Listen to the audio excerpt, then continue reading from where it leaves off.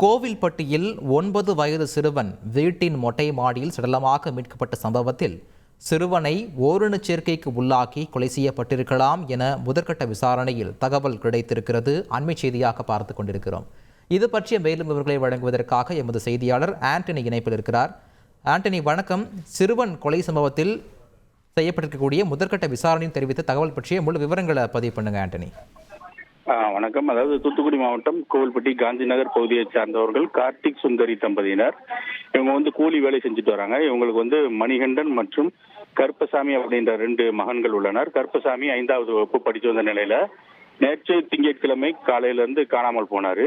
இந்நிலையில இன்று செவ்வாய்க்கிழமை காலையில வீட்டு அருகே உள்ள மொட்டை மாடியில சடலமாக மீட்கப்பட்ட நிலையில காவல்துறையினர் தீவிர தேடுதல் பணியில ஈடுபட்டாங்க குற்றவாளிய. இந்நிலையில அதே பகுதியை சார்ந்த 2 பேரை கைது செய்து காவல்துறையினர் தனித்தனி இடங்கள்ல வச்சு விசாரணை மேற்கொண்டு வந்தாங்க. இந்த முதல் கட்ட விசாரணையில அந்த உயிரிழந்த கருப்பசாமி அப்படின்ற சிறுவன் ஓரினச் சேர்க்கைக்கு உள்ளாக்கி கொலை செய்திருக்கலாம் அப்படின்னு சொல்லி முதல் கட்ட தகவல்ல வெளியாகிருக்கிறது. இது சம்பந்தமா காவல்துறையினர் மேலும் அந்த 2 பேரிடம் விசாரணை மேற்கொண்டு வராங்க. கூடுதல் விவரங்களுக்கு நன்றி ஆண்டனி.